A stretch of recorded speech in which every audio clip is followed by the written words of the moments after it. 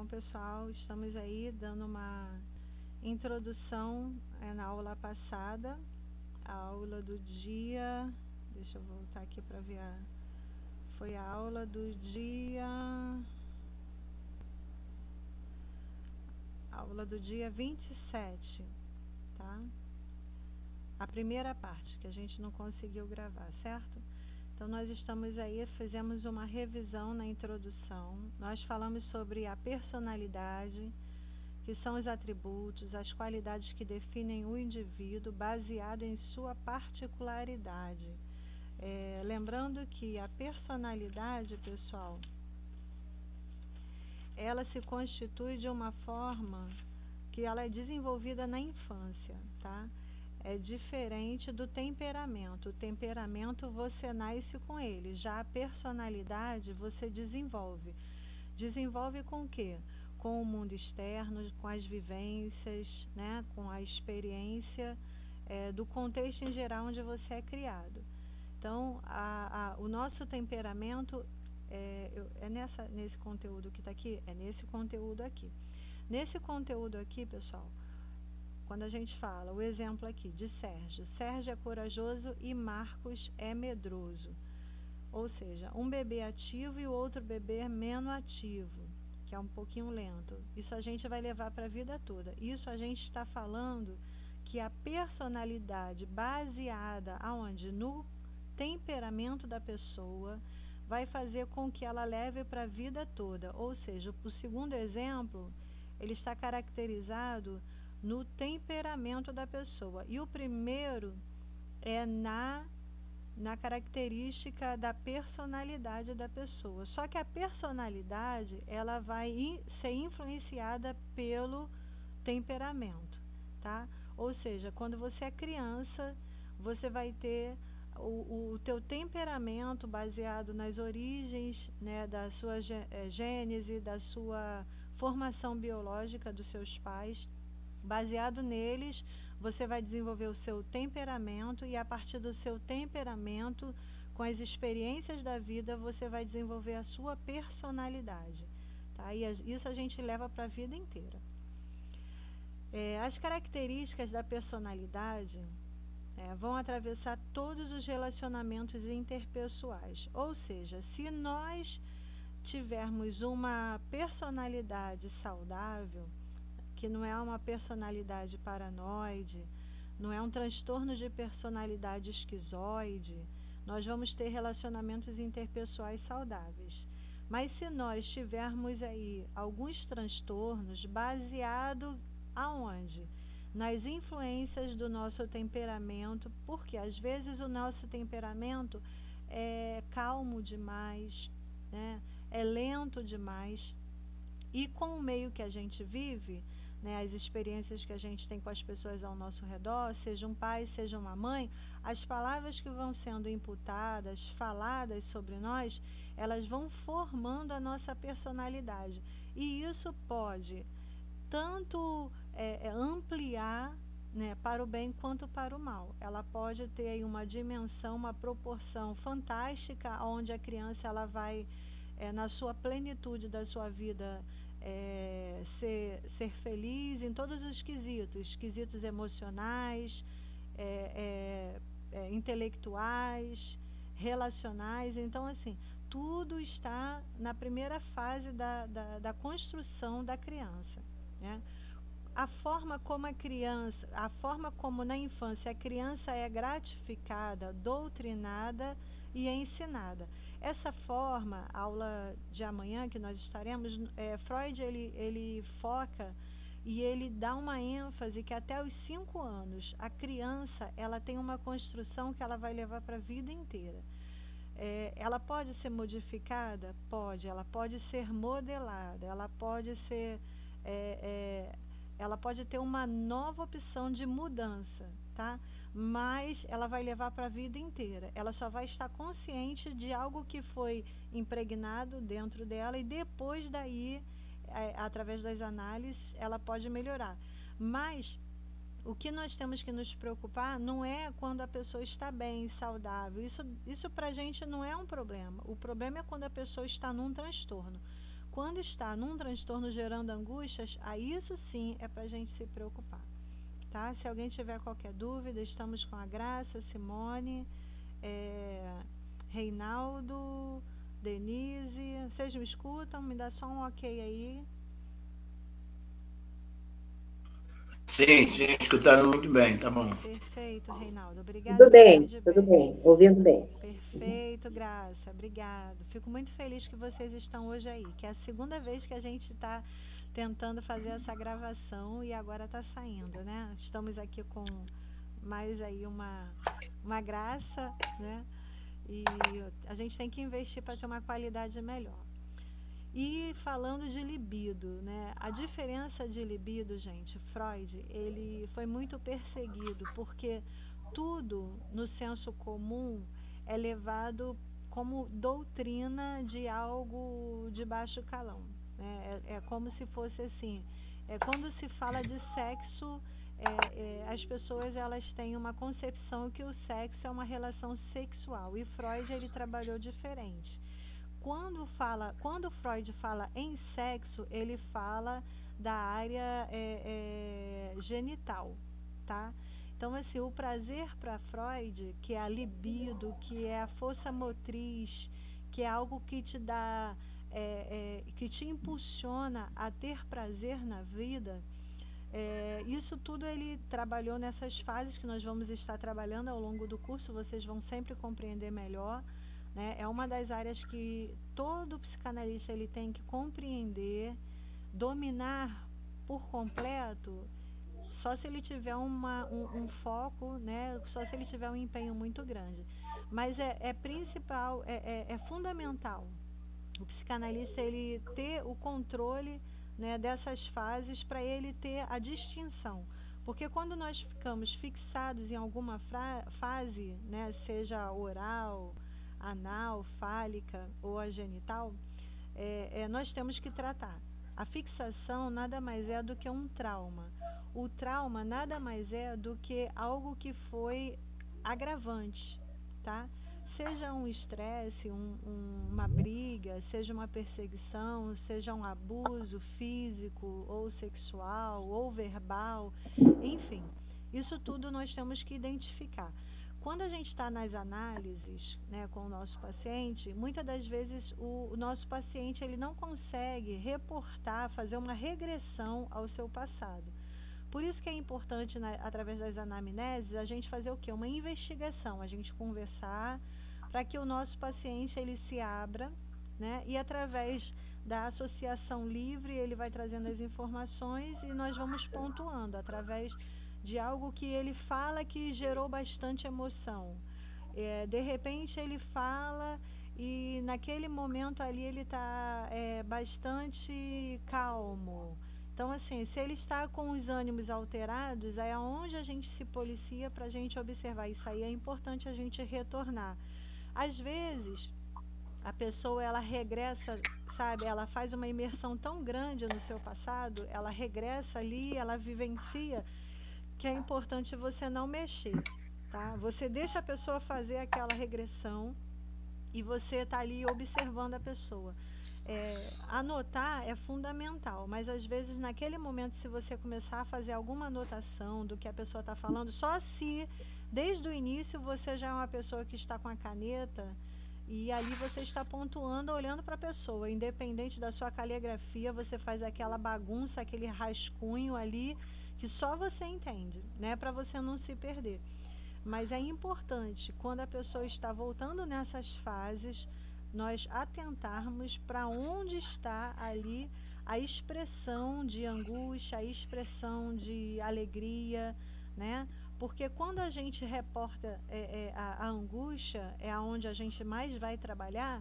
Quando a gente trabalha atentando também para a alegria da pessoa, é uma forma da gente fazer o que? A gente puxar a pessoa para aquele momento de alegria, né? Quando tem pacientes que só falam sobre amargura, tristeza, é muito difícil e é uma pessoa que vai trazer muito trabalho para a gente tirar ela daquele quadro onde ela já idealizou que a vida dela é aquilo ali, ok? Se tiverem dúvida, me parem, tá? A energia vital, que é a libido, irá passar por diversas fases: oral, depois ela se desloca na anal, depois ela se desloca na fálica e depois ela se desloca na região genital, né? Ó, tem um microfone aberto aí, acho que é o do Reinaldo. Essa região genital, gente, todas as fases, na fase adulta, ficarão fixadas na região genital, tá? Ou seja, enquanto criança, o Freud ele subdividiu em 4 áreas, tá? Tem pessoas que dizem 5, só que nós trabalhamos com 4, tá? Porque eles colocam aí qual é, meu pai? A fálica é a genital, eles tiram a genital e eles colocam uma outra aqui. Eu vou recordar. Então, o que é importante? Eu não anotei aqui. O que é importante? É a gente saber se essas fases, elas foram passadas com tranquilidade. Se ela foi passada com alguma deficiência, gente, nós vamos ter problemas grandiosos na fase adulta. Ou seja, a genitália não quer dizer o prazer na genitália, tá? Na região sexual. É um prazer consigo, né? Quando Freud ele fala da criança, o prazer da criança não está no objeto. Quando o Freud fala de adulto, o prazer do adulto, ele tanto está no objeto, que pode ser o outro, quanto ele pode estar no seu próprio corpo. No seu próprio corpo, aí você vai saber se a pessoa ela tem prazer em se alimentar, em se vestir, se ela tem prazer em se embelezar, se ela tem prazer em produzir coisas, que ela estaria fixada na anal, que é a produção. Ou seja, tudo isso, todas essas 4 fases vão ficar na região genital, né? Mas isso aí é uma coisa que vocês vão aprofundar. As fixações, quando a gente está no atendimento, nós não vamos falar para os nossos pacientes sobre área genital, anal, oral. Nós vamos falar para o nosso paciente o quê? Quase nada sobre essas partes, porque isso aí é para você entender. A pessoa estará relatando e você já está tentando, ela está fazendo uma regressão e ela está fazendo uma regressão na faixa etária tal, provavelmente ela está na fase tal, entendeu? E ela já está somando aí 2 fases, ela está somando a fase oral com a anal, ou seja, ela já está aí tendo um problema, né? Que vocês vão entender ao longo da fase adulta, os termos da vida adulta, para a gente identificar na fase que ela ficou fixada, tá? Por exemplo, fixações. Você não vai gastar seu tempo para falar para o seu paciente sobre isso, tá? Mas se ele perguntar, você está aberto para falar. Mas é bom para você entender. Essas fixações infantis da libido resultarão na regressão a esses pontos de fixação determinado, os tipos de neurose, como o perfil da personalidade, tá? Isso para você identificar se ela tem transtornos. Se ela não tem transtornos, ela não estará fixada, tá? Essas características podem causar sofrimento à pessoa que tem transtornos de personalidade, tá? E aos outros que estão ao seu redor. Também podem chegar a limitar as atividades cotidianas. Esse sofrimento denomina-se ao transtorno de personalidade, pode ser duradouro, interrompendo trabalhos e relacionamentos. Quantas pessoas que a gente sabe que estava trabalhando tão bem dentro de uma empresa e de repente do nada ela viu ou se sentiu perseguida por todos daquela sessão, ou ela fica fazendo fofoca o tempo todo. Por exemplo, uma pessoa que fica fazendo fofoca o tempo todo, que fica usando a boca dela para agredir as pessoas, pode acreditar, ela está fixada na fase anal. Por quê? Naquele momento, aquilo que ela deveria ter controle, perdão, gente, na fase oral, aquilo que ela deveria ter controle do impulso dela de não fazer fofoca, ela não consegue ter o controle, ou seja, ela fica fixada em algo que é do passado dela. e ali ela agride as pessoas, ela fica de tititi. Mas uma pessoa que você já viu, que estava ou numa empresa ou num casamento muito bem, e de repente do nada ela saiu e ela não entende por quê. Gente, essa pessoa que não entende por quê, ela pode estar sofrendo vários transtornos acumulados, tá? Quando a pessoa ela tem uma avaliação, ela se analisa, poxa, nós temos aí um avanço na análise. O problema é quando a gente não sabe por que ela é uma adolescente e fica isolada e ela não gosta de ficar isolada, ela não entende por que ela é assim. Ou a gente tem um rapaz que ele já é casado, mas ele não se relaciona bem com a sua esposa e ali ele tem várias dificuldades de relacionamento. Ou seja, esses transtornos antissociais, né, esses transtornos fóbicos, transtornos de dependência, isso tudo nós vamos trabalhar, mas eu quero que vocês entendam um pouquinho, né, de cada coisa para quando vocês pegarem a listagem lá, que nós psicanalistas não trabalhamos com essas listagens, tá? Quem trabalha com essas listagens é psiquiatra e psicólogo, que fazem ali as avaliações, mais o psiquiatra. Só que eu preciso que vocês tenham pelo menos a condição de compreensão, porque hoje com a informação lançada no Google, você senta diante do teu paciente e ele já chega dizendo, eu tenho depressão. E você, como um bom psicanalista formado num bom curso, você não vai ficar assim, de mão no queixo, é mesmo, me conta um pouco mais sobre a sua depressão. Aí você vai chegar e vai dizer, tá bom, eu tenho aqui uma listinha baseada no DSM-5, eu quero verificar se você tem essa depressão. E ali você vai ter um questionário, e se ele estiver enquadrado NI5, NI6, aí de cada transtorno você vai identificar, aí você vai chegar e vai dizer, realmente, você está enquadrado nisso daí, porém eu estou aqui para te tirar dessa situação, entendeu? Porque às vezes a pessoa com um momento de tristeza, ela já acha que está em depressão, um momento de luta, ela já acha que está em depressão, porque hoje ela está alegre, depois ela está triste, ela fica, ou rotulam ela, né, dizendo que ela é bipolar, entendeu? Então você, com esse conhecimento que nós estamos dando aqui no curso, que é a psicopatologia que Freud trabalhou, né, ele iniciou com a histeria, é uma questão de você compreender melhor, né, as pessoas, para que elas não venham chegar e elas vestirem, né, essa doença, né, somatizar aquilo ali e cada vez mais a gente ter dificuldade de cura dessas pessoas, até porque nós não medicamos, né? E se a gente não tiver aí uma propriedade profunda, a gente vai ouvir o que a pessoa tem e simplesmente nós vamos fazer como muitos profissionais que se sentam, às vezes nem olham para os seus pacientes e ali eles só ficam como pessoas que a pessoa chega e desabafa. Então, assim, nosso curso é um curso que se preocupa com uma qualidade e uma atualização, tá bom? Então, vamos lá. Tempos atrás foi considerado que essas características, que são os transtornos de personalidade, eram limitantes e inflexíveis ao tratamento. Entretanto, hoje sabemos que pode ser feito um trabalho bem aplicado e colher resultados extraordinários, mas isso depende da relação paciente e principalmente do profissional. É mais longo e exigente. Alguns estudiosos questionam o trabalho persistente, ou seja, nós como bons psicanalistas, nós temos o prazer de pegar qualquer caso. Se você é um psicanalista que tem dificuldade de pegar um caso que seja de um idoso,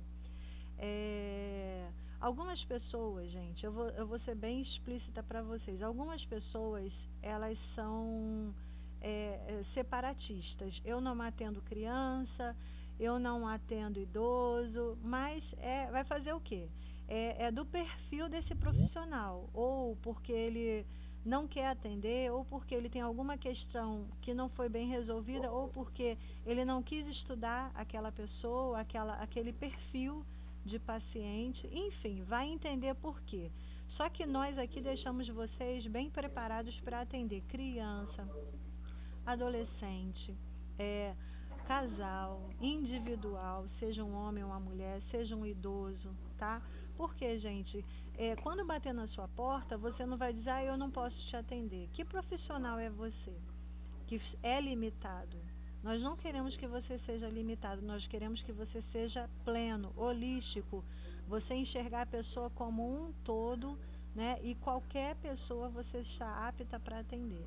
Só que, queridos, isso é um trabalho que tem que ser persistente, tá?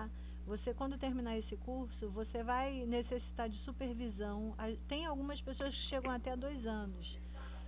Vão embora, concluem o curso, pegam a documentação, mas tem casos que a pessoa nunca viu e tem casos que por algum motivo ela não teve uma profundidade. E não pense você que o nosso curso ele vai te dar um domínio da humanidade. O nosso curso ele vai te dar uma base muito boa para você construir o seu prédio, tá? A nossa estrutura ela vai ser bem grande para você construir algo que vai ser muito maior ainda, tá bom? Então você vai continuar estudando, terminou, se a gente tiver curso de aperfeiçoamento você volta, enfim. Mas tem que ser um trabalho persistente. E não desista de ninguém. Se você iniciar uma desistência, a primeira pessoa que estará na lista para existir um rompimento, uma desistência, vai ser você, tá? Então não desista de ninguém. Pega qualquer caso e estude esse caso. Nós vamos estar junto de você, à distância, em qualquer lugar que você estiver. Pode ser daqui a 5 anos você está com um caso novo, nós estaremos aqui para te auxiliar, tá? Mas você tem que correr atrás, porque se você correr atrás, você buscar, você vai ver um resultado que vai te tirar lágrimas de alegria de um bom profissional que está valendo a pena esse teu tempo investido aqui conosco. Agora, se você desistir, a sua vida vai começar, ou ela já é rompida, fragmentada, ou você sempre vai ter... É claro que, gente, vai chegar uma hora que você vai ter pessoas que você não vai ter como atender, você está com teus horários cheios. Agora, o que a gente não quer é que você fique escolhendo paciente, como a gente já teve alunos, né, que concluíram, e eles escolhendo paciente, escolhendo casos fáceis, eles deixaram de crescer e hoje eles estão com a porta fechada de um lindo consultório, um investimento, né, uma sala bonita, um espaço agradável, mas não progrediu. E a gente não quer isso. A gente quer que você tenha a sua agenda bem cheia e ligue para o outro colega e diga, poxa, tem como você atender? Eu acabei de atender um paciente aqui, um cliente, né? Que cliente é eventual, paciente é aquele que pacientemente ele vai buscando o atendimento. E você liga para o seu colega que está aí com vagas, horários, e você passa, você pode atender, entendeu? E ali você vai fazendo uma aliança com outros profissionais. Vamos lá, gente.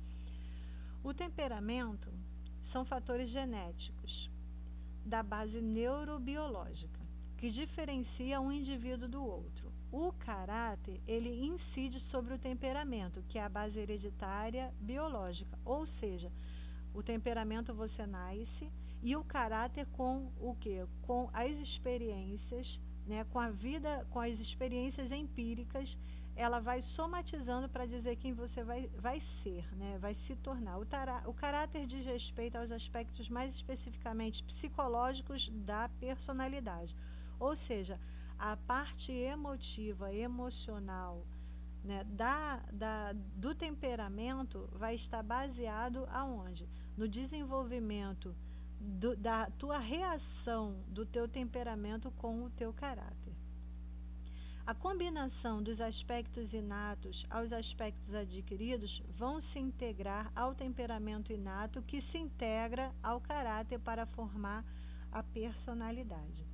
Eu quero saber quem pode ler. Nós temos aí Denise, Graça, Reinaldo, não sei se chegou mais alguém. Alguém pode me ajudar lendo?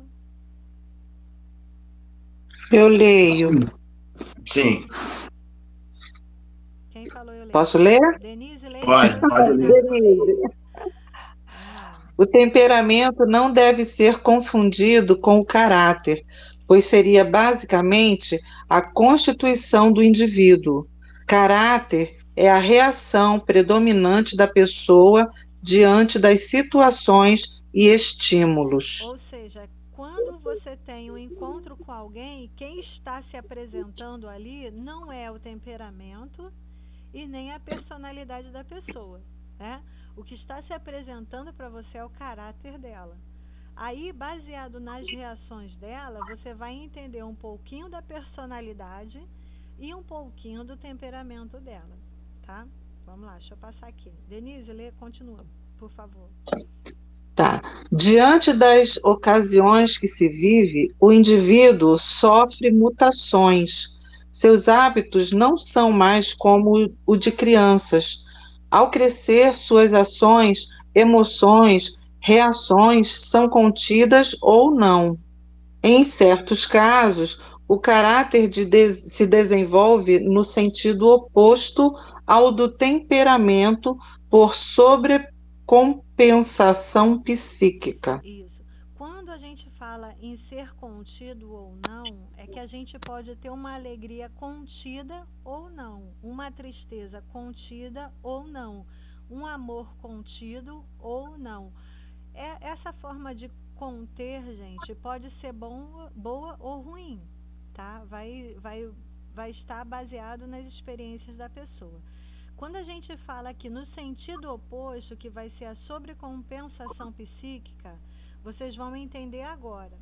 É quando uma pessoa ela faz uma sobreposição psíquica, é que o caráter dela chega dizendo que ela é uma pessoa tímida, mas no fundo ela está escondendo alguma coisa. Pode ler, Denise, por favor? Posso. Exemplo: um indivíduo com caráter tímido e fóbico esconde um temperamento exibicionista e teatral, Ok? ou um caráter hostil e atrevido encobre um temperamento medroso e angustiado. Então, é por isso que nós temos que pegar a primeira linguagem que a pessoa chega, esse impacto do caráter da pessoa sobre o primeiro encontro, ele é fundamental, porque a partir daí você pode intencionar o contrário, ou não. Tá? Você não pode dizer que uma pessoa tímida e fóbica, ela é exibicionista e teatral, tá bom?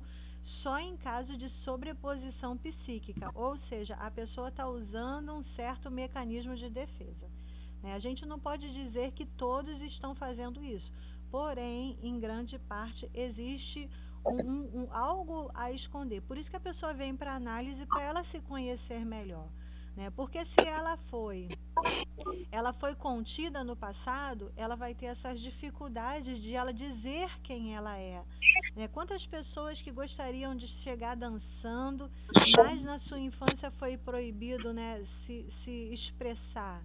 Quantas pessoas que gostariam de falar alto e quando era criança a mãe falava, cala a boca, você é um tagarela, né? Quantas pessoas gostariam de sair abraçando todo mundo ou até naquela raiva bater em alguém, agredir alguém, porque uma criança, né, em sã consciência, se um outro coleguinha quebra, né, só quando a criança ela já está afinada a passar por esse momento de quebrou um brinquedo, a primeira reação ela vai ser o quê? Agressiva. Poxa, você quebrou um brinquedo meu. Ela vai falar, ela vai ter atitudes.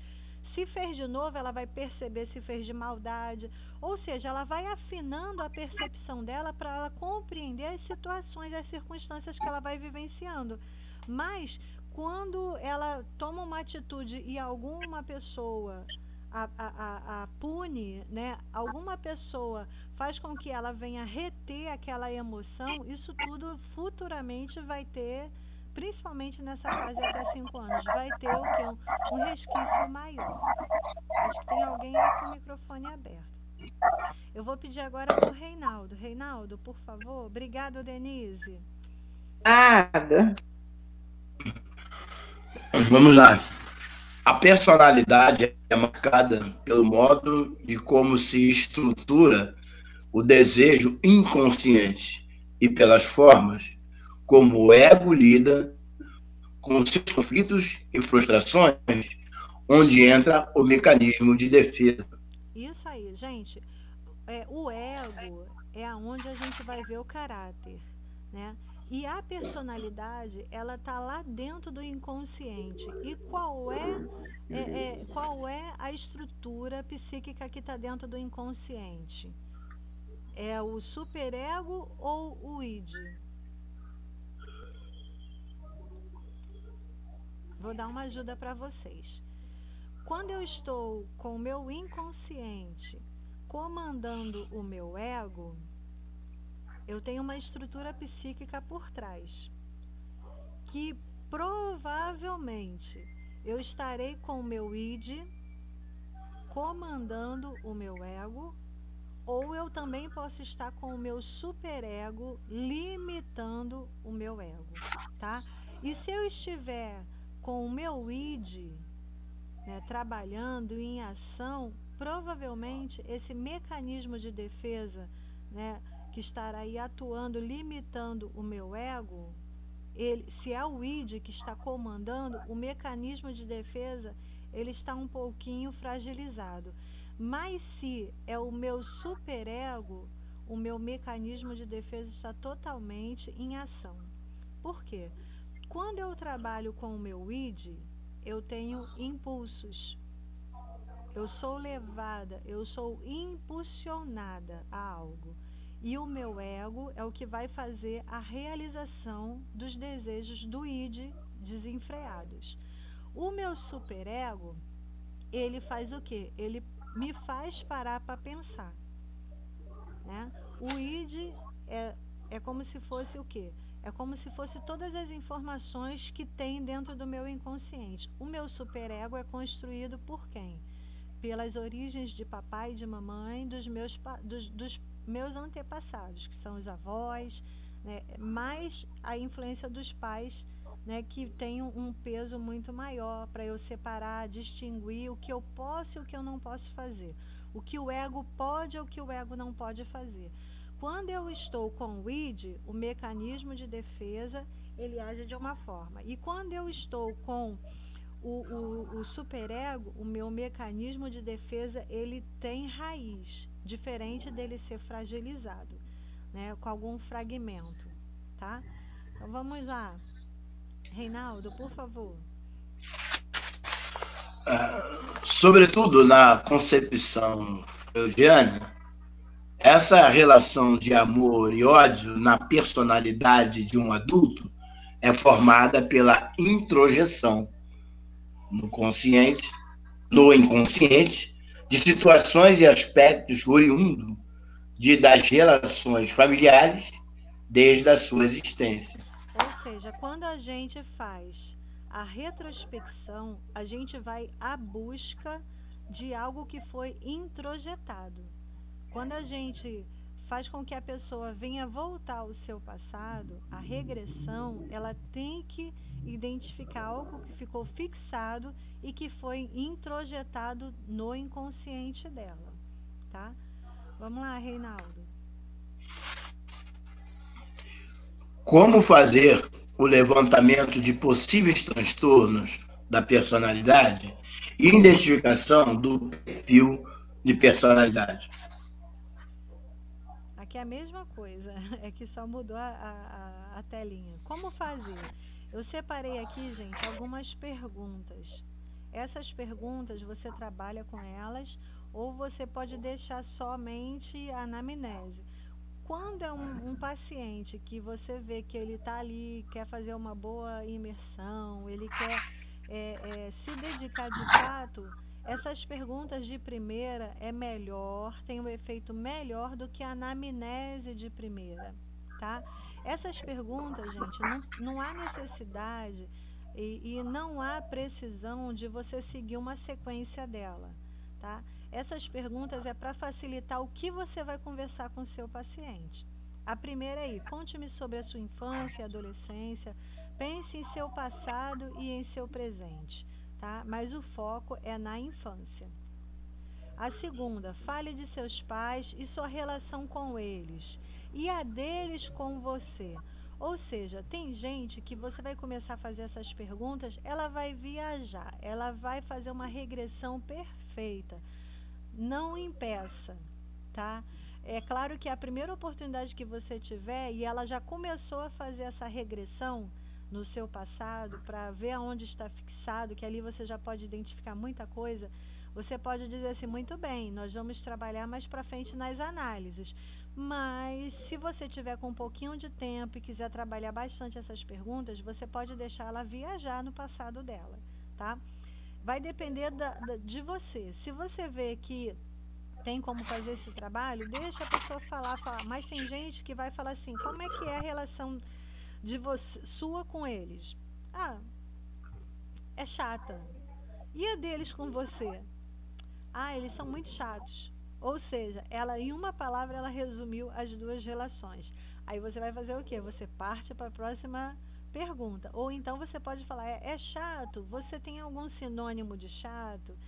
O que você entende por chato? Seja mais explicativo para mim, para eu compreender melhor. Você está sendo bem abreviativo, então eu preciso de uma profundidade para eu poder compreender. A terceira aí, fale-me sobre seu modo de ser, procure descrever como você tem sido ao longo de sua vida. Como você se avalia? E você vai ver se a pessoa ela tem palavras de depressão, palavras de amargura, palavras de ira, palavras de revolta, palavras de insatisfação, palavras de insegurança, entendeu? Ela pode começar a abrir a vida dela aí, tá? Vai te limitar a essas perguntas e você permanecer nelas até o final? Depende de você.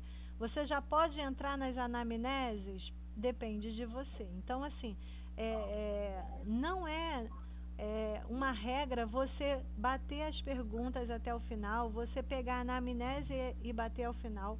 Você pode pincelar, tá? Vamos lá, Reinaldo, por favor. A quarta. Que coisas desagradáveis já aconteceu com você?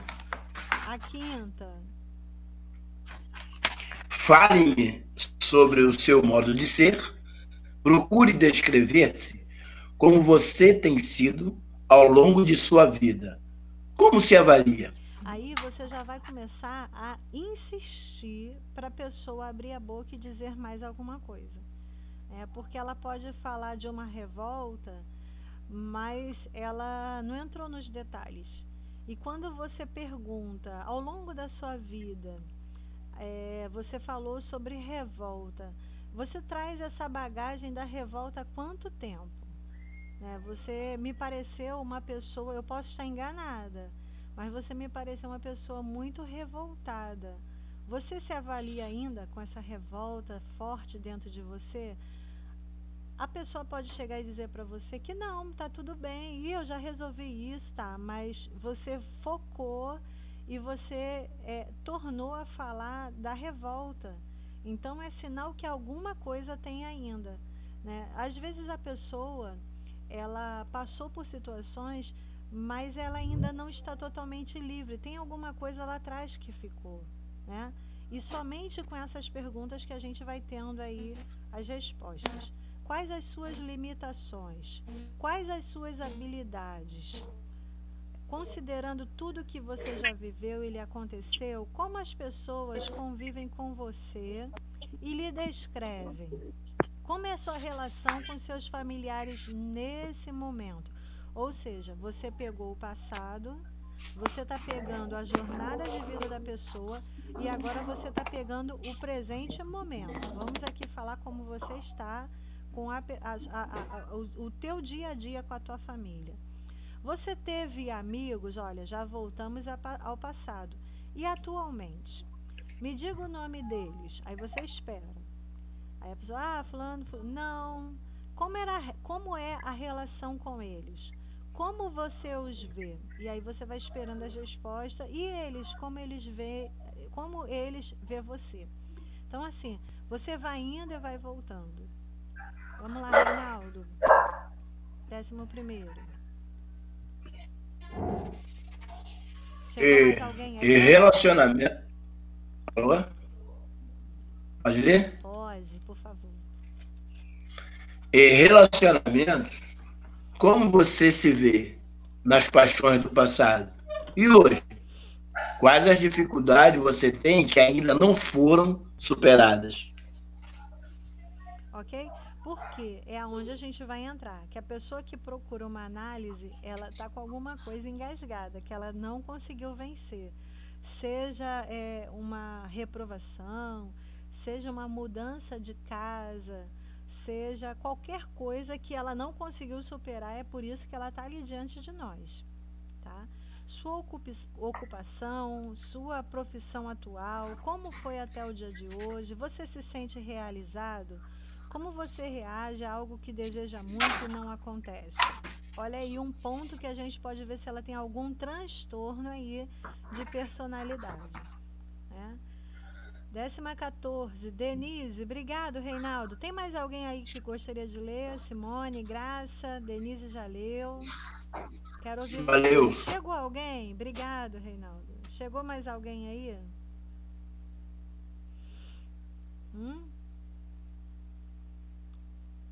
Graça, Simone. Bom, o pessoal vai chegando. Como se sente? Quem? 14. Oi, como oi. se sente? Desculpa, é que estava desligado o meu fone. Tá, tranquilo. Graça, 14. Como se sente? O que faz para conseguir? E se não conseguir, o que faz? Isso te angustia? Chateia? Isso. Isso aí a gente está falando 13. quando ela reage a alguma coisa, né? Quando ela não consegue, quando ela não se sente realizada, né? A 15. O que mais caracteriza você? Isso aí, Graça, é importante a gente fazer uma pergunta porque nesse aspecto, nesse quesito aí. Porque ela vai chegar e vai dizer: o que mais me caracteriza? A solidão. O que mais me caracteriza? Eu sou uma pessoa muito alegre, mas eu estou perdida. Quando ela fala algo muito bom, como ela está fazendo análise, ela vai se reportar algo muito bom e muito ruim. Por exemplo, sou uma pessoa muito alegre, mas sei lá, entendeu? Mas quando ela já está aí enxergando só algo ruim, ela vai dizer: eu sou uma pessoa muito solitária, eu sou uma pessoa muito amargurada. O que mais te caracteriza? Uma menina que teve um sonho, entendeu? Um menino que tinha tudo para ser feliz, mas foi limitado no passado, né? Essa pergunta ela é muito forte.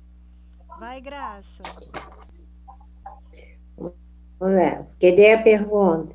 16. Diga 3 pontos fracos e 3 pontos fortes seus. Isso, ou seja, a gente puxa a pessoa para o buraco e a gente puxa a pessoa para cima, né? A gente não fica fixado só no problema, não, porque senão às vezes a pessoa vai embora muito mal. Vamos lá, identificar a personalidade é o início de uma investigação analítica. Vai, Graça. Identificar se o paciente está vivenciando o princípio de realidade. Deve ser nosso foco. Caso ele negue o real, sua realidade, suas angústias, queixas, dor, ele está recalcando. Isso, você vai ver se a pessoa tem uma autoestima baixa, entendeu? Porque é importante saber se ela está confiante, qual o valor que ela tem de si própria, se ela é uma pessoa independente, se ela é uma pessoa que é dependente, que ela tem as competências dela limitadas, né? Às vezes a pessoa tem tudo, mas ela tem a autoestima um pouquinho abalada porque ela é uma pessoa que está presa à opinião dos outros. Então, assim, são questões que nós vamos trabalhando. Qual área aí? O id, o ego ou o superego? Quando a gente pega aí a autoestima da pessoa. Quem pode responder? Eu acho que é o ego. O ego. Acho que é o ego. Muito bem, Graça. Ego. Alguém concorda aí Ego. com o ego? Porque o ego dessa pessoa está fragilizado. Se ela está preocupada com a reputação dela, ela vai ter um problema de baixa estima. Ela tem que trabalhar a autoimagem dela, ela tem que trabalhar com o que ela é, independente de falarem ou não. A reputação, gente, tem destruído muito o ego das pessoas. A reputação tem que ser algo que flui. Quem você é, entendeu? Mas muitas pessoas, elas acham que a identidade dela, o ego dela está construído na estima dela, mas na realidade ele não está construído na sua estima. A sua estima depende da opinião alheia. Então, quando você é uma pessoa que depende do outro, você não está preocupado com a tua autoestima, você está preocupado com a sua reputação. E isso, gente, nós precisamos enxergar, porque a grande maioria das pessoas que vem para ser trabalhada, ela está com um problema lá no superego. A opinião de quem? De pai e de mãe. Entendeu? Então, essas opiniões, essas autoridade em excesso, né? Acabaram fragilizando esse ego, ou seja, ela não tem uma imagem de sujeito definida, ela está totalmente Raquel, limitada. Posso fazer uma pergunta? Deve. Quando a gente fala aí que, como você falou, né, opinião de pai e mãe, que está tendo um peso maior, nesse caso, só entra realmente a questão de pai e mãe, ou tipo qualquer outra autoridade sobre a sua vida, pessoas que você reconhece como autoridade, a gente também já pode, enfim, tem o mesmo peso que pai e mãe, nesse sentido da opinião que você quis dizer, né, que você falou aí, que o superego, né, ele sempre vai, tem um peso, se ele estiver fragilizado, se ele não foi bem trabalhado, né, então aquilo que pai e mãe ensinou, a questão da moral, enfim, de tudo aquilo. Mas nesse caso só entra realmente pai e mãe, ou tipo, poderia ser um avô, uma avó, um patrão, alguém que você entende como uma autoridade, um líder. Enquanto criança, a formação que ela espera que seja a básica para ela é de quem convive com ela. Ela pode ser uma criança que ela está dentro de um orfanato. Então, a orientação da construção do superego dela vai ser daquelas pessoas que estão ali dentro do orfanato, mais próximas a ela. Se ela é uma criança que convive com os avós, ou só com avô, ou só com avó, ou só... a construção do superego é de quem passa mais tempo com essa criança, tá? Quando o adolescente, ele confronta... Observem isso, gente. Ele confronta principalmente quem formulou, quem criou o superego dele. Ou seja, todas as opiniões que uma criança ela recebe, porque até então só quem faz pergunta é uma pessoa que já está raciocinando melhor, já tem uma maturação melhor, ela já começa a compreender. Uma pessoa que tem dificuldade de fazer perguntas, de formular perguntas, ela ainda está fazendo o assentamento do conhecimento. Quando ela começa a separar o conhecimento, isso aqui é isso aqui mesmo, isso aqui é isso aqui mesmo, já está o quê? Numa maturação, num desenvolvimento. O adolescente, ele já começa a separar. A minha mãe disse isso, a minha avó disse aquilo, mas eu escutei um noticiário, eu escutei a professora, eu escutei o meu avô falando isso. Poxa, e aí ele vai questionar quem construiu, quem fez com que essa raiz fosse estabelecida. E quando existe este questionamento, pessoal, é muito desgastante para quem iniciou esse assentamento. Por quê? Um pai, uma mãe, uma avó que sempre teve ali aquele cuidado de orientar, olha meu filho, você não vai para a rua porque a rua é perigosa. Se for uma construção baseada empiricamente na nossa realidade, é uma construção sólida. Mas se for uma construção ilusória, dizendo, meu filho, aquele grupo ali é um grupo que não vale nada, aquele pessoal é o pessoal à toa e eles até roubam, ou seja, uma mentira que às vezes aquela mãe não quer que aqueles filhos fiquem com aquele grupo ali, certo? Vai chegar uma hora que o filho vai lá na rua e vai ver que não é nada daquilo, que aquela galera é legal E que eles não roubam nada. Eles podem até roubar, mas vocês acham que eles vão dizer para o filho no início? Não vai. Eles vão querer o quê? Assediar aquele rapaz da melhor forma possível para aquele rapaz ir contradizer o que a mãe falou. Quando o filho ele é bem instruído, ele vai voltar, poxa mãe, aquela galera ela é boa. Se a mãe é uma mãe que não é madura, ela é uma mulher ilusória, ela vai chegar e vai dizer, não, meu filho, e vai ali mascarar cada vez mais. O filho vai decidir se realmente quem está falando a verdade, se são eles ou se é a mãe, entendeu? E lá na frente ele vai dizer, poxa, minha mãe é maluca. Ou então, poxa, minha mãe é maluca, mas depois eu vi que era verdade. Mas já quebrei a cara, já estou envolvida, a minha mãe estava querendo me proteger. Mas por que você não me disse a verdade, mãe? Entendeu? Então, assim, quando o jovem começa a questionar, gente, é maravilhoso.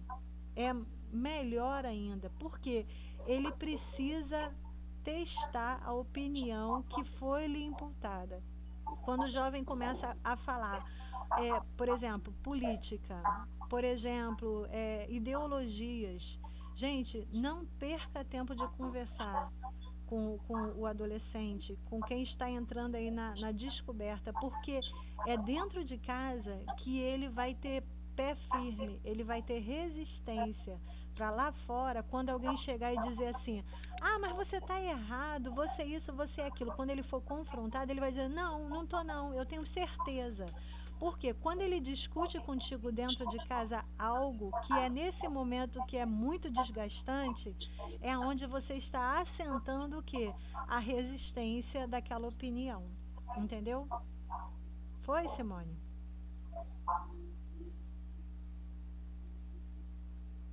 Oi, Raquel, obrigada. Certo? E muitos dentro do nosso atendimento, gente, é nessa hora que muito pai e mãe desiste, sabe? Porque o filho, ele fica chato, ele fica crítico, parece que ele está se tornando um inimigo. É aonde está existindo o quê? O complexo de Édipo está saindo da área da latência para a área genitália, ou seja, aonde ele está começando a colocar as zonas erógenas em ponto certo, separando as zonas erógenas. E nesse momento também, ele está ali iniciando a escolha dele, a escolha dela, né? Baseado principalmente naquilo que você está discutindo. Alguns jovens, né, vocês sabem que eu converso com muitos jovens, eles às vezes eles criam um inferno dentro de casa. E depois, quando você menos espera, aquele jovem está criando um inferno onde ele está convivendo. Porque aquilo que ele aprendeu dentro de casa, chega lá fora, ninguém vai ter peninha dele não. Vai chegar criticando, vai chegar oprimindo, querendo que ele parta para aquele grupo. Ou seja, é um duelo, né? A vida adulta é assim mesmo. Vamos lá? Então, ó, identificar se o paciente está vivendo o princípio de realidade deve ser nosso foco.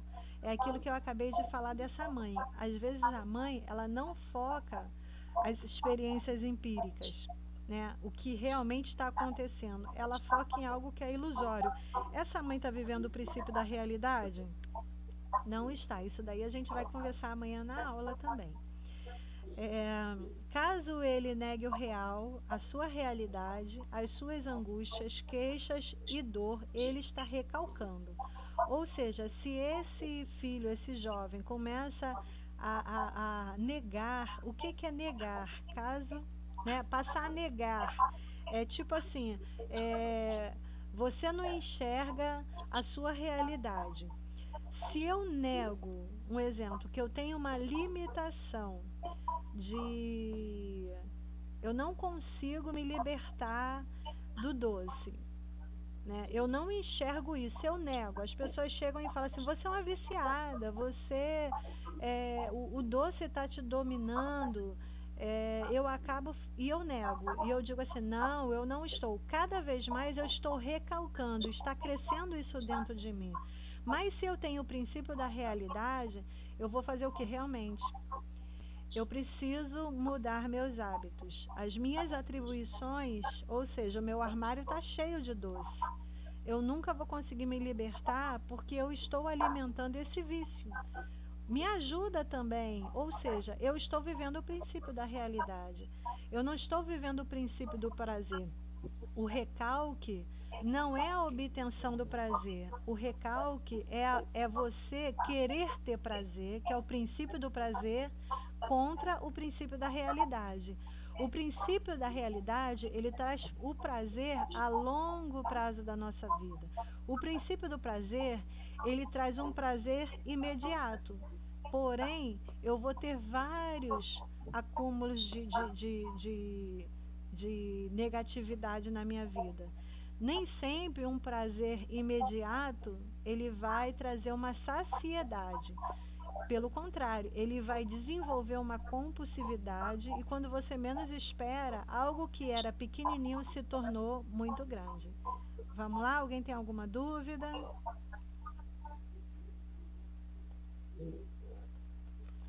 Graça, deixa eu passar para tu ler, Graça.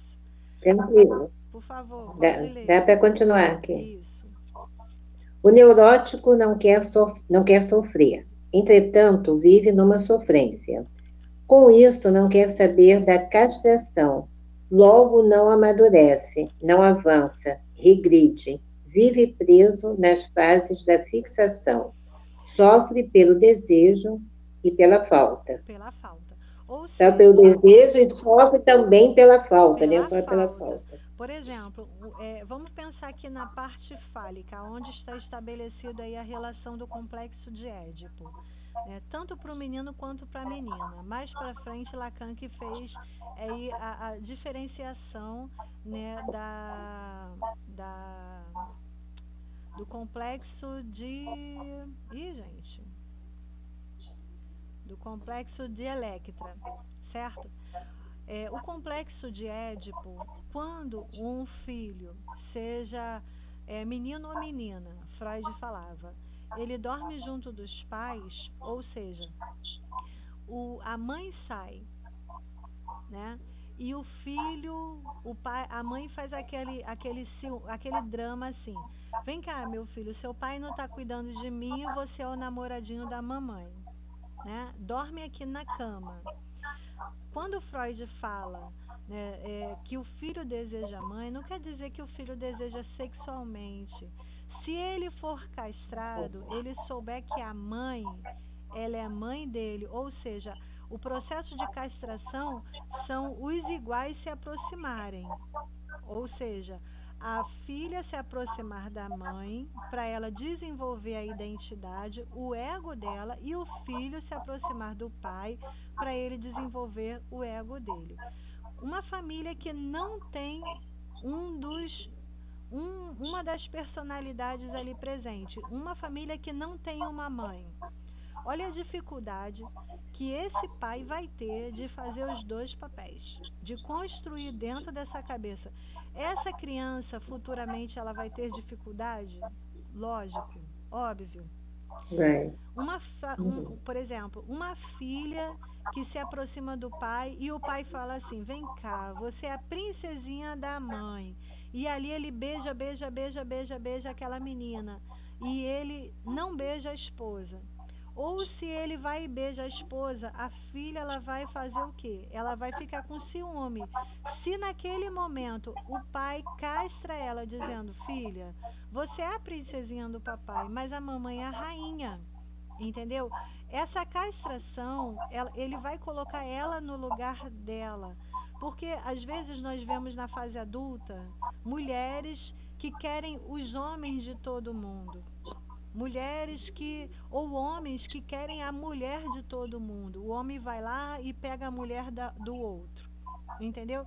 Porque naquele momento ele não soube, a mãe dele não soube castrar ele e muito menos o pai soube puxar ele. Porque esse momento da castração, né, na fase da latência, onde o complexo de Édipo está estabelecido, é um momento de separação que o casal, cada um tem um papel.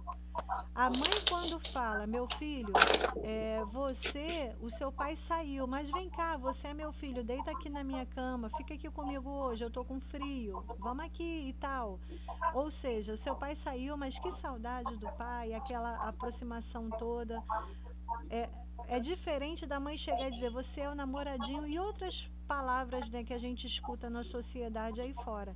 Tem mãe que denigra a imagem do pai. E tem pai que denigra a imagem da mãe. Gente, isso é uma destruição daquele indivíduo que está ali, porque os referenciais para a construção do superego não foram edificados. Ou seja, vai ser uma pessoa que nunca vai ter limite, é uma pessoa que sempre vive ultrapassando.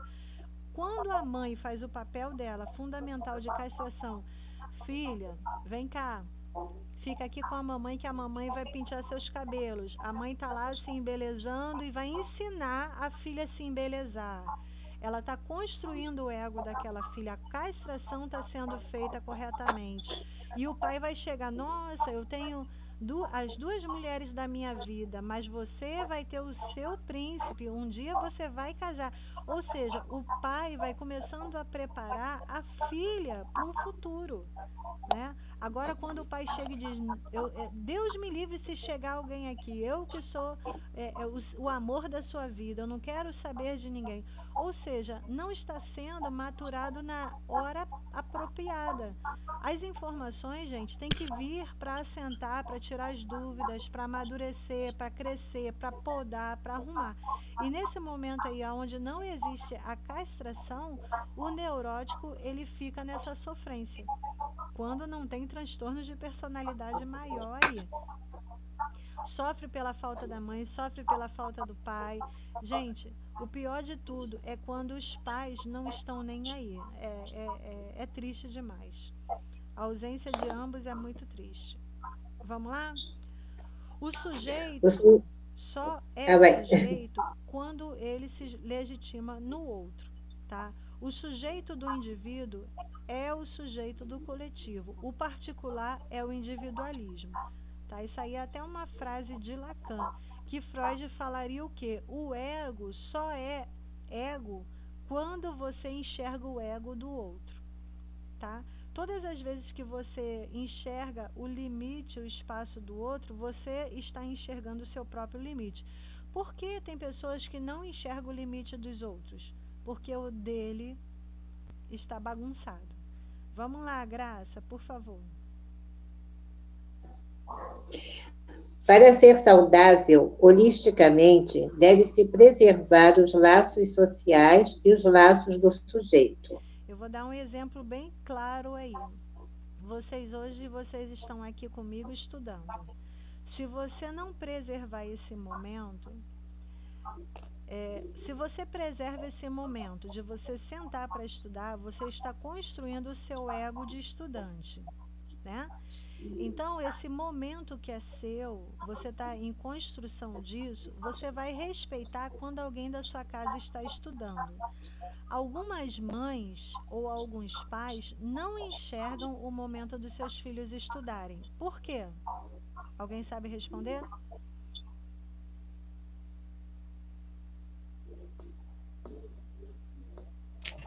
Talvez seja porque ele também não preserva o seu direito também. E aí não consegue respeitar também o direito do filho de estudar. Provavelmente ele não está estudando, certo? Então, assim, tudo na vida a gente constrói primeiro em nós para a gente enxergar a construção do outro, certo? Quando eu varro a minha calçada, eu enxergo quando o outro varre a sua calçada, né? Quando eu estou em crescimento, um exemplo, quando eu estou em crescimento, meus sonhos, eu quero ser, eu quero fazer, eu quero realizar, eu logo vou enxergar pessoas iguais a mim, que estão querendo ser, que estão querendo construir, eu vou enxergar também, certo? E o transtorno, né, a angústia está onde? Quando alguém quer ser, está querendo construir e o outro chega e diz assim: para de palhaçada, que frescura, estudar que nada, levanta, vai arrumar essa cama, levanta, vai fazer isso. E o filho às vezes está lá estudando de verdade. Que palhaçada, varrendo a calçada, vai vir o vento e vai sujar tudo. Ou seja, você não enxerga o outro porque dentro de você não existe. Entendeu?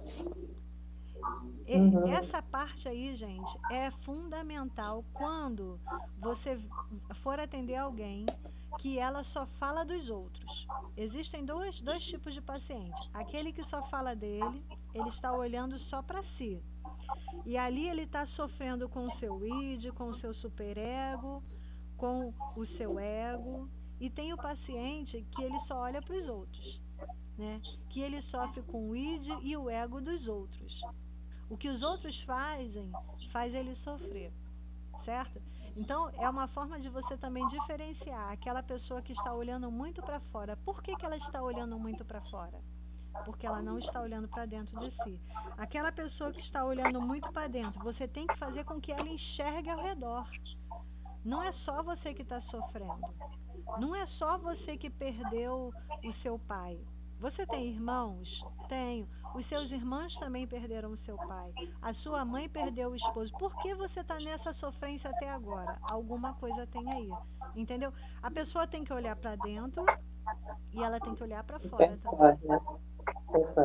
Certo? Ô, Raquel. Oi. Raquel. Oi, escutando.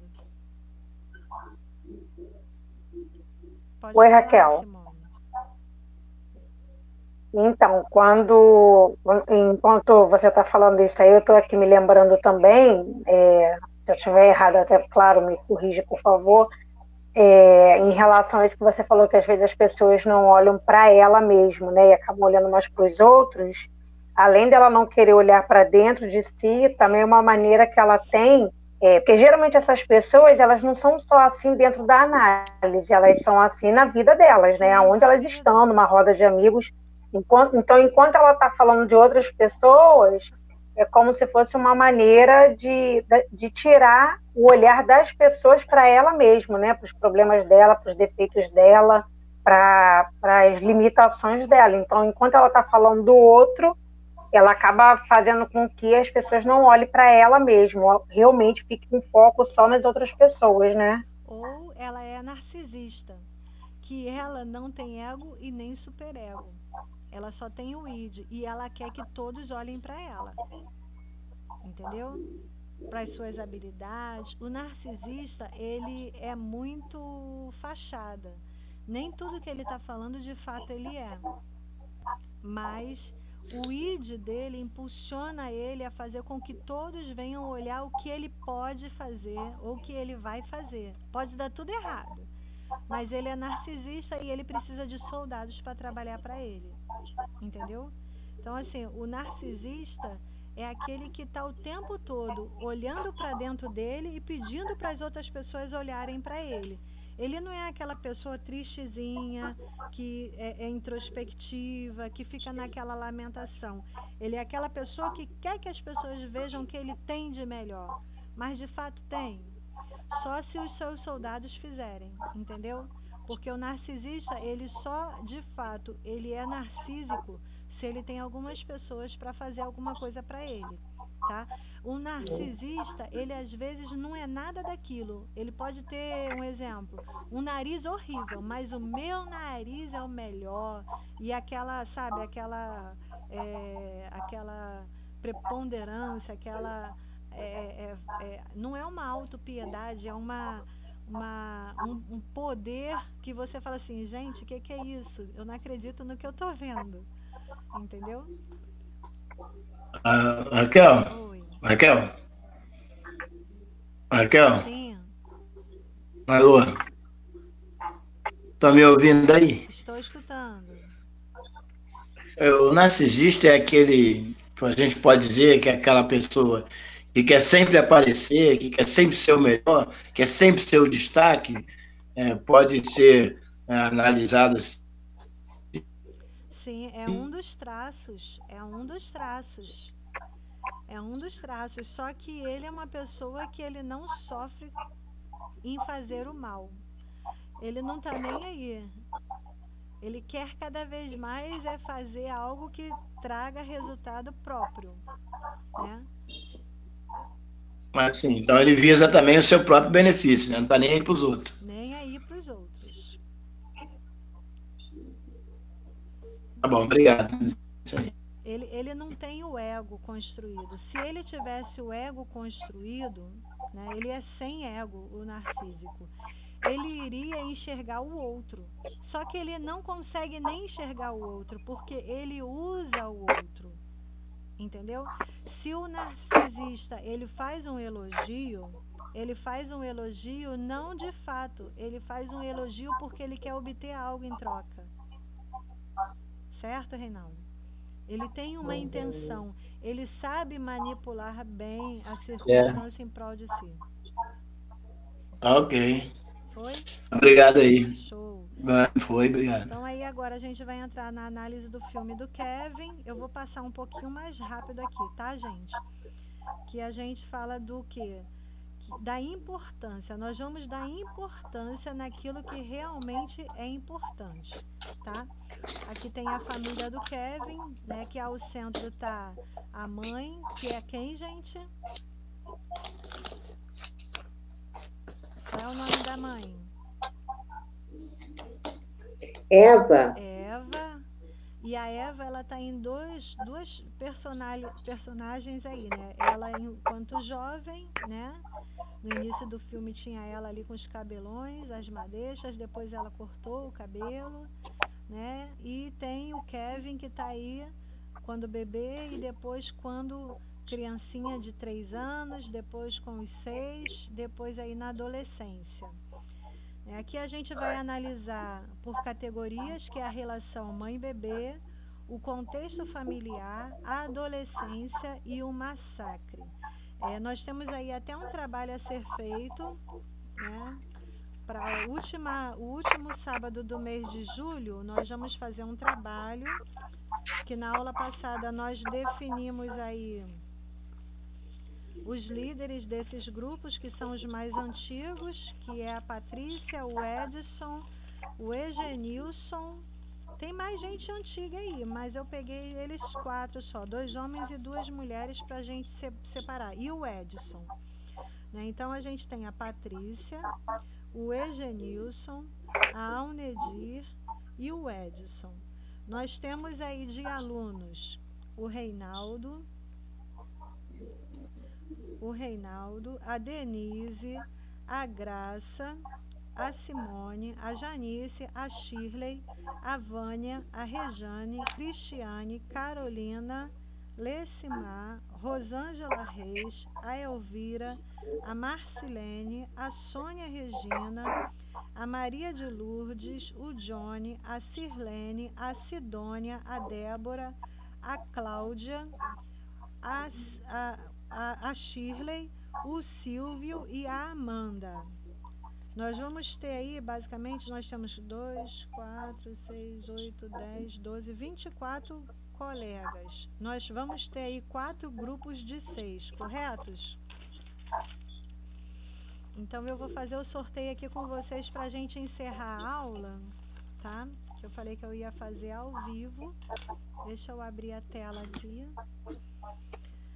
Aí, ó, na aula seguinte a gente falou aí da relação mãe-bebê, né? E a gente foi dando sequência. Esse conteúdo está no Google Classroom. Se você é aluno e não tem a senha do Google Classroom, é só solicitar para você entrar. Todos, nós já temos lá a maioria dos alunos. Nós temos aí alunos que não estão participando do presencial, né?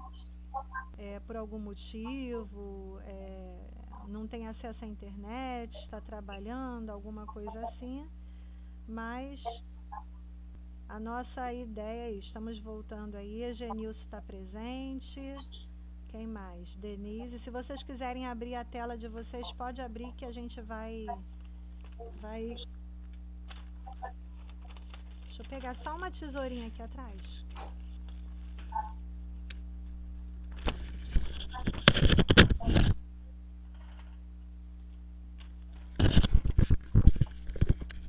Se vocês quiserem conversar um pouquinho, pode conversar aí, pessoal. Nós temos a Vânia. Estão me escutando?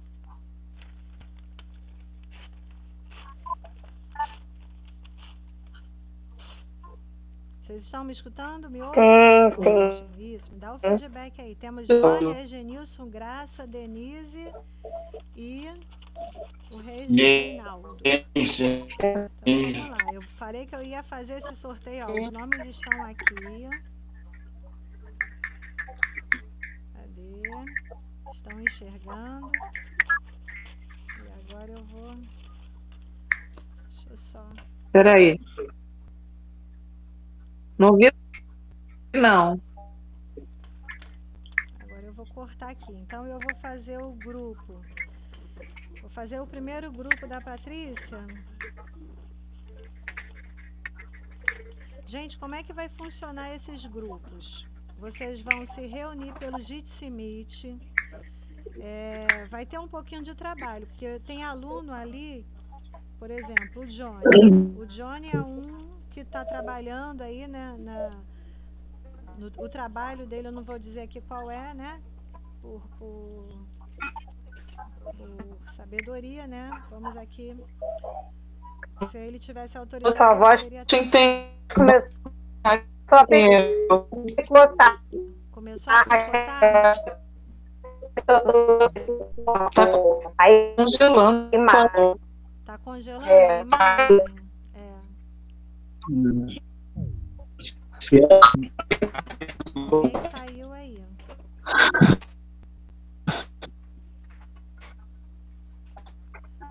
Ok.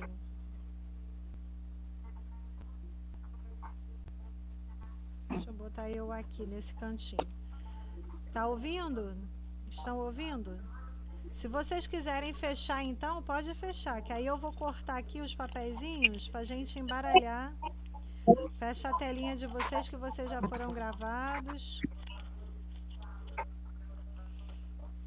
Se alguém tiver com pressa, pode ir, tá? Mas se puder esperar, eu agradeço. Alguém pode digitar lá no grupo do WhatsApp para mim? Alguém tem disposição para digitar? Pode o quê, Raquel? Digitar o sorteio lá no grupo do WhatsApp, que aí você já vai colocar para mim lá no grupo do WhatsApp. Posso, claro, Então, pode falar. Então, o primeiro grupo vai ser da Patrícia. Escreve Patrícia enquanto eu vou cortando aqui. Escreve lá para mim, por favor. Sorteio. Tá, aí depois eu digito lá, tá? Isso, então eu estou anotando e vou digitar para você. Isso. Gente, vocês vão se reunir pelo Jitsi Meet, vocês vão discutir sobre o massacre à adolescência, a relação mãe-bebê, né? Cada grupo vai estar falando sobre um tema. E sobre... Cadê? O da Patrícia, qual é o tema? Deixa eu pegar aqui.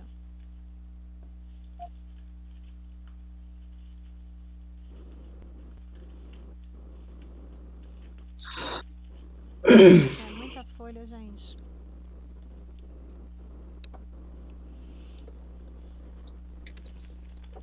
Presencial é melhor do que o ao vivo. Cadê você, papel?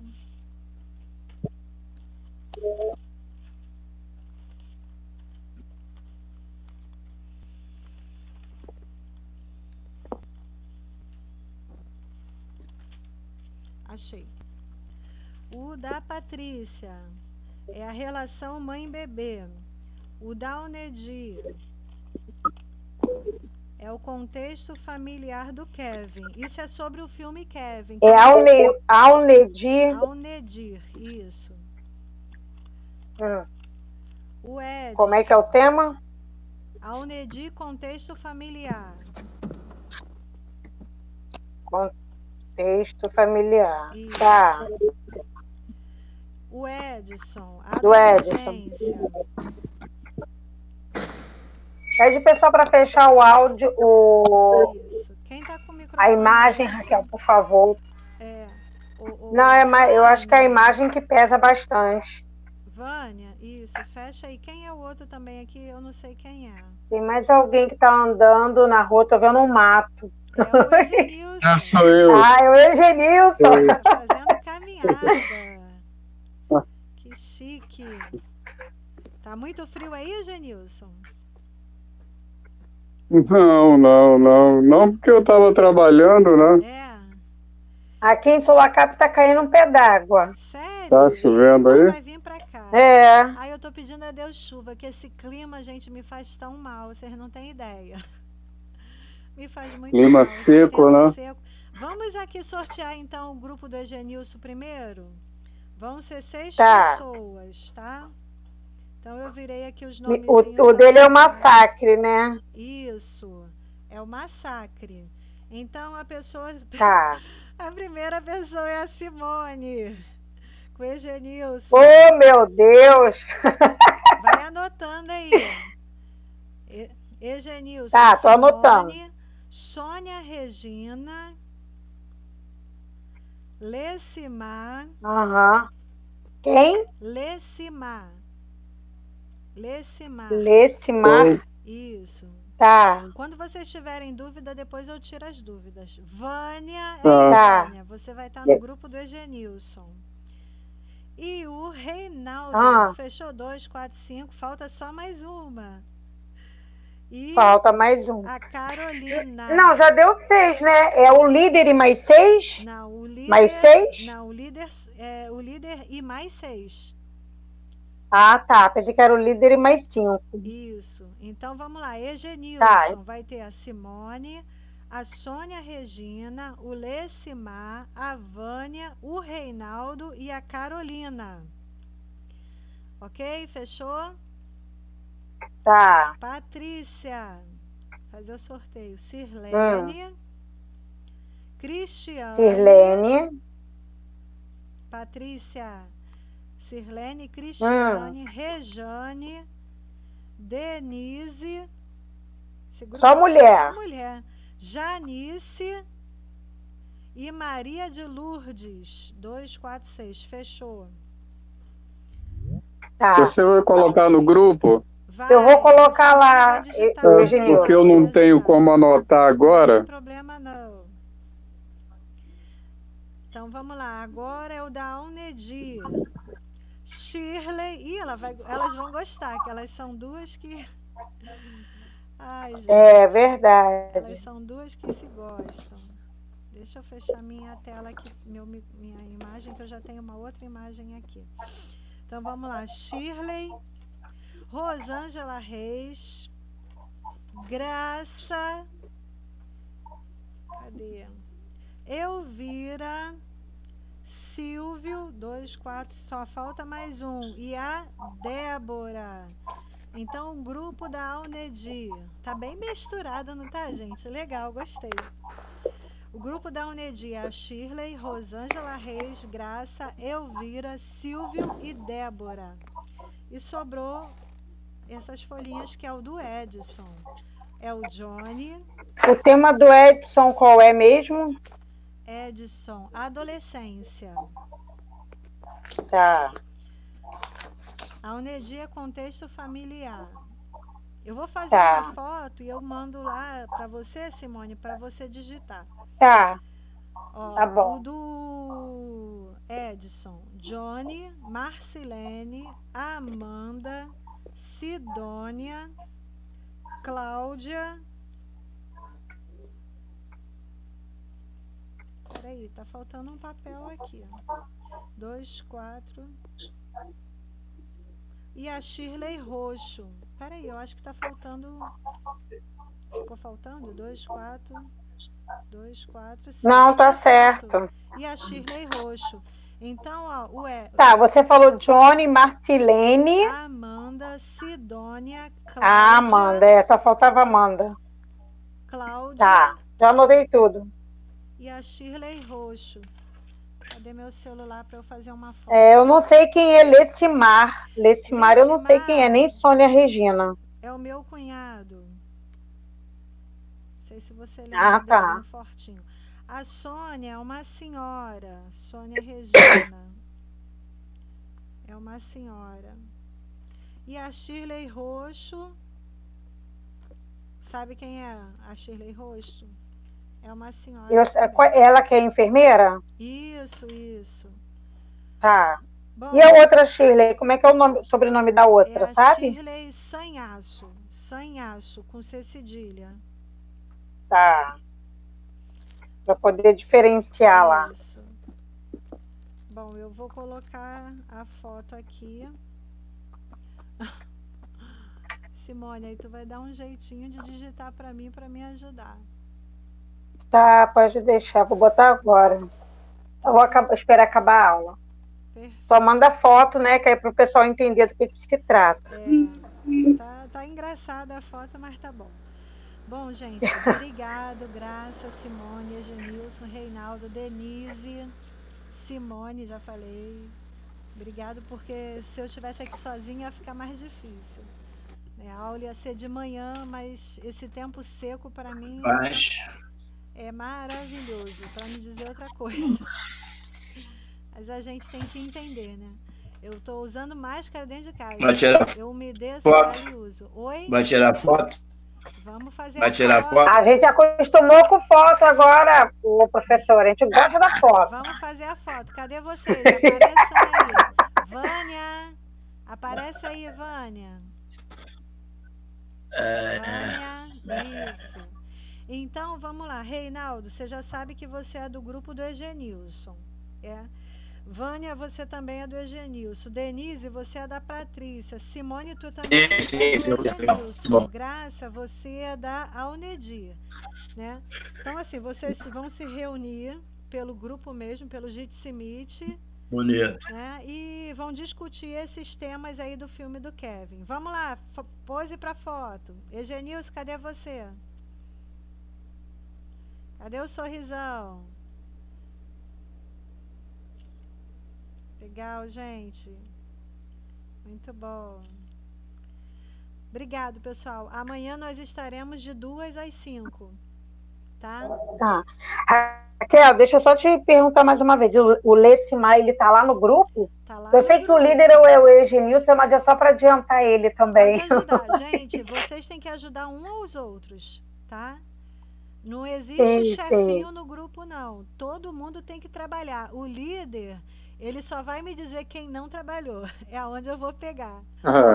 Tá bom? Que todo mundo vai trabalhar. Tá certo, então. Amanhã a gente conversa melhor sobre o trabalho. Tá? Tá bom. Beijo. Beijo, gente. Boa noite. Obrigadão. Me manda a foto, Raquel, para eu postar lá. Tá? Tchau, gente. Boa noite. Eu vou colocar no YouTube aí agora. Ó, que chique. Tchau. Boa noite. Boa noite. Tchau, Vânia. Tchau, boa noite. Tchau, boa noite. Deus abençoe a todos.